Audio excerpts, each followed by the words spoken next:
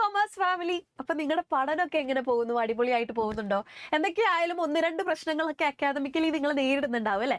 ചിലപ്പോൾ ഒരു സബ്ജക്റ്റ് ആയിട്ട്, അല്ലെങ്കിൽ ചിലപ്പോൾ ഒരു ചാപ്റ്റർ, ഏതെങ്കിലും ഒരു ചാപ്റ്റർ ആയിട്ട്, ചിലപ്പോൾ ഒരു ടോപ്പിക് ആയിരിക്കും നിങ്ങളെ വല്ലാതെ കുഴക്കുന്നുണ്ടാവുക, ഭയങ്കര ബുദ്ധിമുട്ടിക്കുന്നുണ്ടാവുക. അപ്പൊ നിങ്ങൾ നേരിടുന്ന കൺസേൺസ് എന്തൊക്കെയാണ്? അതുപോലെ തന്നെ ട്രിപ്പിൾ ഭാഗത്ത് നിന്ന് നിങ്ങൾക്ക് വേണ്ട സപ്പോർട്ട് എന്തൊക്കെയാണെന്നുള്ളതൊക്കെ നിങ്ങൾ ജസ്റ്റ് ഈ ഒരു വീഡിയോയ്ക്ക് താഴെ കമന്റ് ഇടുക. അതുപോലെ തന്നെ നമ്മൾ ലൈവ് ഒക്കെ എടുക്കുന്ന സമയത്ത് ഒരുപാട് കുട്ടികൾ ഒരുപാട് കമന്റ്സ് നിങ്ങളുടെ കൺസേൺസ് ഒക്കെ പറയാറുണ്ട്. അപ്പൊ അതിനനുസരിച്ചാണ് നമ്മൾ ഓരോ വീഡിയോസ് ആയിട്ട് ചെയ്യുന്നത്, ലൈവ് എടുക്കുന്നത്, അതുപോലെ തന്നെ ഷോർട്സ് ഒക്കെ ആയിട്ട് ചെയ്യുന്നത്. അപ്പൊ നിങ്ങൾക്ക് അക്കാദമിക്കലി എന്തൊക്കെ സപ്പോർട്ടാണ് വേണ്ടത് എന്നുള്ള കാര്യങ്ങളൊക്കെ നിങ്ങൾ പറയാ.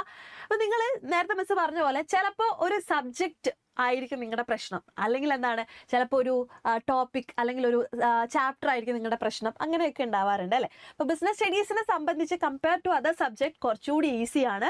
നിങ്ങൾ പുറത്തുള്ള കുറേ കാര്യങ്ങൾ കണക്ട് ചെയ്ത് പഠിച്ചു കഴിഞ്ഞാൽ ഈസി ആയിട്ട് നമുക്ക് മാർക്ക് സ്കോർ ചെയ്യാൻ പറ്റുന്ന ഒരു സബ്ജക്റ്റാണ് ബിസിനസ് സ്റ്റഡീസ് എന്ന് പറയുന്നത്. അപ്പോൾ നമ്മൾ ഓരോ ചാപ്റ്റർ എടുക്കുന്ന സമയത്ത് ഇപ്പം 11 ചാപ്റ്റേഴ്സാണ് നമുക്ക് പഠിക്കാനുള്ളത്. ആ 11 ചാപ്റ്ററിൽ ഏറ്റവും ഇമ്പോർട്ടൻ്റ് ആയിട്ടുള്ള ചാപ്റ്ററാണ് സ്റ്റാഫിംഗ് എന്ന് പറയുന്നത്. അപ്പോൾ സ്റ്റാഫിങ്ങിൽ ഒരുപാട് എക്സ്പെക്റ്റഡ് ക്വസ്റ്റ്യൻസ് ഉണ്ട്, മോസ്റ്റ് റിപ്പീറ്റ് ആയിട്ട് വരുന്ന ക്വസ്റ്റ്യൻസ് ഉണ്ട്. അതിൽ ഇമ്പോർട്ടൻ്റ് ആയിട്ട് നിങ്ങൾ ഒരിക്കലും സ്കിപ്പ് ചെയ്ത്, ഇപ്പോൾ മിസ് ഇമ്പോർട്ടൻ്റ് ആയിട്ട് തന്നെ പറയാം, ഡോണ്ട് സ്കിപ്പ്. അത്രയും ഇമ്പോർട്ടൻ്റ് ആയിട്ട് നിങ്ങൾ സ്കിപ്പ് ചെയ്യാൻ പറ്റാത്ത ഏറ്റവും ഇമ്പോർട്ടൻ്റ് ആയിട്ട് പഠിക്കേണ്ട ഒരു പോർഷനാണ് സ്റ്റാഫിംഗ് പ്രോസസ്സ് എന്ന് പറയുന്നത്. ഓക്കെ, അപ്പോൾ സ്റ്റാഫിംഗ് പ്രോസസ്സ് നിങ്ങൾ എപ്പോഴും പഠിച്ചിരിക്കുക.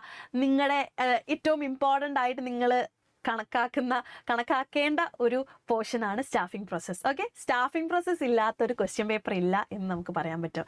സ്റ്റാഫിംഗ് പ്രോസസ്സിൽ നിങ്ങൾക്ക് 8 പോയിന്റ്സ് ആണ് പഠിക്കാനുള്ളത്. നോക്കുന്ന സമയത്ത് കുറച്ച് ബുദ്ധിമുട്ടൊക്കെ ഉണ്ടാവും അല്ലേ? എങ്ങനെയൊക്കെ തലകുത്തി നിന്ന് പഠിച്ചു കഴിഞ്ഞാലും 1-2 പോയിന്റ് നമ്മൾ മറന്നു പോകും. അപ്പൊ അങ്ങനെ മറന്നു പോകാതിരിക്കാൻ നിങ്ങൾ എന്താണ് എപ്പോഴും ചെയ്യേണ്ടത്?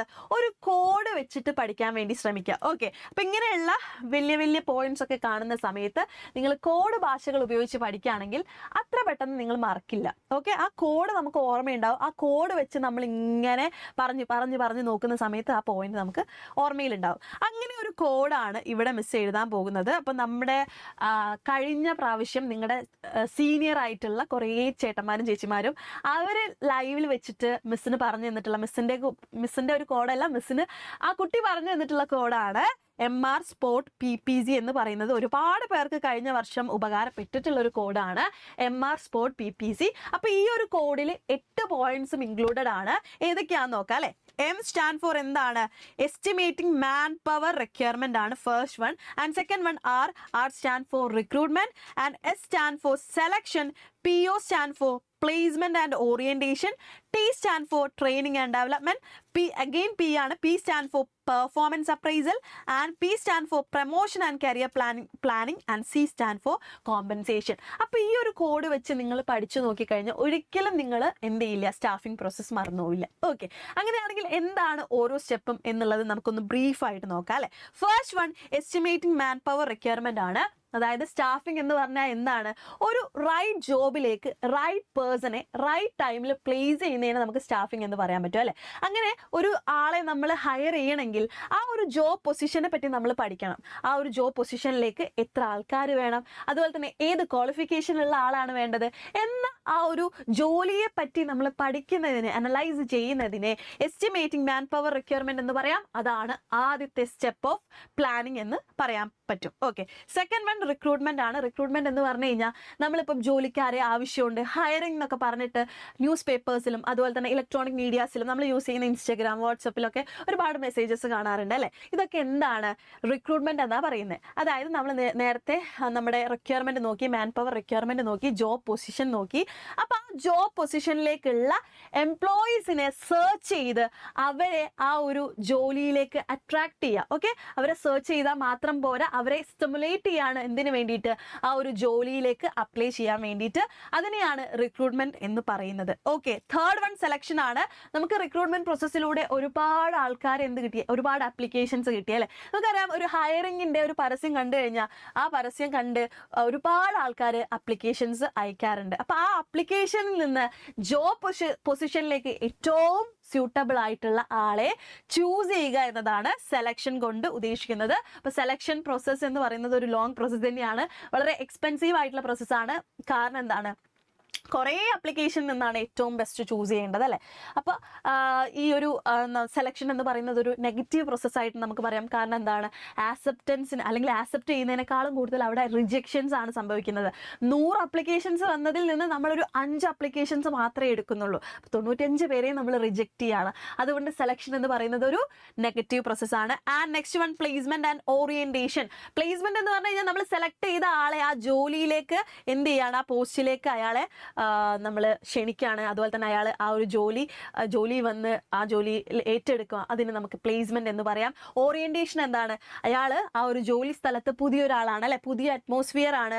അതുപോലെ തന്നെ എന്താണ്, അയാളെ അവിടെ ഒന്ന് ഫെമിലിയറൈസ് ചെയ്യേണ്ടതുണ്ട്. അപ്പോൾ അതിനെയാണ് ഓറിയന്റേഷൻ എന്ന് പറയുന്നത്, placement and orientation. And next one, training and development. ആ ഒരു ജോലി ചെയ്യാൻ, ആ പെർട്ടിക്കുലർ ജോബ് ചെയ്യാൻ അയാൾ എന്ത് ചെയ്യാണ്, അയാളുടെ കഴിവുകളെ ഇംപ്രൂവ് ചെയ്യുന്ന ഒരു സിസ്റ്റമാറ്റിക് പ്രോസസ്സിനെ നമുക്ക് ട്രെയിനിങ് എന്ന് പറയാൻ പറ്റും. അയാളുടെ കഴിവ് അപ്ഗ്രേഡ് ചെയ്യാണ്, അയാളുടെ നോളജ്, സ്കിൽ, ടാലൻസ് ഒക്കെ അപ്ഗ്രേഡ് ചെയ്യാണ്. ഡെവലപ്മെന്റ് എന്ന് പറയുമ്പോൾ അപ്പോൾ എന്താണ്, അയാളുടെ ഓൾ ആസ്പെക്റ്റിൽ നോക്കുമ്പോൾ ആ ഒരു ഇൻഡിവിജ്വലിൻ്റെ ഓവറോൾ ഗ്രോത്തിനെ നമുക്ക് ഡെവലപ്മെന്റ് എന്ന് പറയാം. ഫ്യൂച്ചറിലേക്ക് അയാൾ എന്ത് ചെയ്യാൻ, ട്രെയിൻ ചെയ്തെടുക്കുന്നതിനെ നമുക്ക് ഡെവലപ്മെന്റ് എന്ന് പറയാനായിട്ട് സാധിക്കും. Next one, performance appraisal. എന്ത് ചെയ്യേണ്ടതുണ്ട്, നമ്മുടെ എംപ്ലോയിയുടെ കറണ്ട് ഓർ പാസ്റ്റ് പെർഫോമൻസ് ഒക്കെ ഇവാലുവേറ്റ് ചെയ്യേണ്ടതായിട്ടുണ്ട് അല്ലെ. അയാൾ എത്രത്തോളം നന്നായിട്ട് വർക്ക് ചെയ്യുന്നു എന്ന് നോക്കേണ്ടതുണ്ട്, റിവ്യൂ ചെയ്യേണ്ടതുണ്ട്. അതിനെയാണ് പെർഫോമൻസ് അപ്രൈസൽ എന്ന് പറയുന്നത്. Next step, promotion and career planning. അയാൾ ഒരു ജോലി ചെയ്യുന്നു, അപ്പം അയാളെ എന്താണ്, ആ ഒരു ജോലിയിൽ തന്നെ ഇരുത്താതെ അയാൾക്ക് എന്ത് വേണം, പ്രൊമോഷനൊക്കെ കൊടുത്ത്, പ്രൊമോഷൻ ഓർ ട്രാൻസ്ഫർ ഒക്കെ കൊടുത്ത്. അതുപോലെ തന്നെ എന്താണ്, ഡിമോഷൻ ഉണ്ട്. എന്താ ഡിമോഷൻ എന്ന് പറയുന്നത്, പ്രൊമോഷൻ്റെ നേരെ ഓപ്പോസിറ്റ് ആണ് അല്ലേ. അപ്പം ഒരു ജോലിയിൽ നിന്ന് ഹയർ പൊസിഷനിലേക്കുള്ള ഷിഫ്റ്റിംഗ് ആണ് പ്രൊമോഷൻ എങ്കിൽ, ഒരു ജോലിയിൽ നിന്ന് ലോവർ പൊസിഷൻ, അയാളുടെ ലോവർ പൊസിഷനിൽ അയാൾ ഏത് വർക്കിലാണ് ചെയ്യുന്നത് അതിനേക്കാൾ ലോവർ പൊസിഷനിലേക്കുള്ള ഷിഫ്റ്റിംഗ് ആണ് ഈ ഒരു ഡിമോഷൻ എന്ന് പറയുന്നത്. ട്രാൻസ്ഫർ എന്ന് പറഞ്ഞാൽ എന്താണ്, ഒരു ജോലിയിൽ നിന്ന് മറ്റൊരു ജോലിയിലേക്കുള്ള ഷിഫ്റ്റിംഗ് ആണ്. അവിടെ എന്തില്ല, സ്റ്റേറ്റസിലായിക്കോട്ടെ, റെസ്പോൺസിബിലിറ്റിയിലായിക്കോട്ടെ, അതുപോലെ തന്നെ അയാളുടെ സാലറിയിലായിക്കോട്ടെ ഒരു മാറ്റവും ഇല്ലാതെയാണ് ഷിഫ്റ്റ് ചെയ്യുന്നത്. ഓക്കെ, അപ്പോൾ ഇതൊക്കെ കൊടുക്കുക, അയാൾ ഒന്നുകൂടി അയാളുടെ വർക്കിനനുസരിച്ചുള്ള ഗ്രോത്ത് ഉണ്ടാക്കി കൊടുക്കുക അല്ലേ. And last one, compensation, remuneration ആണ്.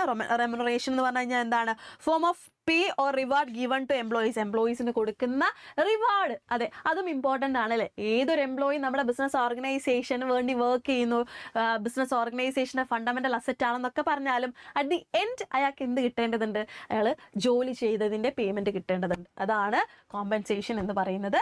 അപ്പോൾ ഇത്രയുമാണ് സ്റ്റാഫിംഗ് പ്രോസസ്സ്. വളരെ ഇമ്പോർട്ടൻ്റ് ആണ്, വളരെ ഇമ്പോർട്ടൻ്റ് ആയിട്ട് നമ്മൾ കണക്ട് ചെയ്ത് പഠിച്ചു കഴിഞ്ഞാൽ ഇതിലും ഈസി ആയിട്ടുള്ളൊരു ടോപ്പിക് ഇല്ല. അപ്പം ഇങ്ങനെ കണക്ട് ചെയ്ത് പഠിക്കുക. ഇതിൻ്റെയൊക്കെ ഡീറ്റെയിൽഡ് ആയിട്ടുള്ള വീഡിയോസ് ആയിട്ട് നമ്മൾ നമ്മുടെ ബാച്ചിൽ പ്രൊവൈഡ് ചെയ്യുന്നുണ്ട്. ഇപ്പം നമ്മൾ നോക്കിക്കഴിഞ്ഞാൽ 8 പോയിന്റ്സ് ഉണ്ട് അല്ലേ. അപ്പോൾ 8 പോയിന്റ്സിനും നമ്മൾ സെപ്പറേറ്റ് ആയിട്ടുള്ള വീഡിയോസ് ആയിട്ട് നമ്മൾ ബാച്ചിൽ പ്രൊവൈഡ് ചെയ്യുന്നത്. നിങ്ങൾക്ക് ഓരോ കാര്യങ്ങളും വളരെ കൺവീനിയൻ്റ് ആയിട്ട് പഠിക്കാൻ നമ്മുടെ ബാച്ചിൽ നിങ്ങൾ ജോയിൻ ചെയ്ത് കഴിഞ്ഞാൽ സാധിക്കും. ഓക്കെ, അപ്പോൾ നിങ്ങളുടെ ഓരോ സബ്ജക്റ്റിനായിരിക്കും നിങ്ങൾക്ക് പ്രശ്നം ഉണ്ടാവുക, അല്ലെങ്കിൽ നേരത്തെ പറഞ്ഞ പോലെ ചാപ്റ്ററിനായിരിക്കും, അല്ലെങ്കിൽ ടോപ്പിക്കിനായിരിക്കും. അപ്പോൾ നിങ്ങളുടെ കൺവീനിയൻസിനനുസരിച്ച് നിങ്ങൾക്ക് പഠിക്കാം എന്നതാണ് നമ്മുടെ ഗോദ ബാച്ചിൻ്റെ ഏറ്റവും വലിയ പ്രത്യേകത. നിങ്ങൾ ബാച്ചിൽ ജോയിൻ ചെയ്യുക, അടിപൊളിയായിട്ട് പഠിക്കുക. അതുപോലെ തന്നെ ഇതുപോലുള്ള ഇൻഫോർമേറ്റീവ് വീഡിയോസ് നമ്മുടെ യൂട്യൂബ് ചാനലിൽ അവൈലബിൾ ആയിരിക്കും. അപ്പോൾ അടുത്ത വീഡിയോ ആയിട്ട് കാണാം. ബൈ.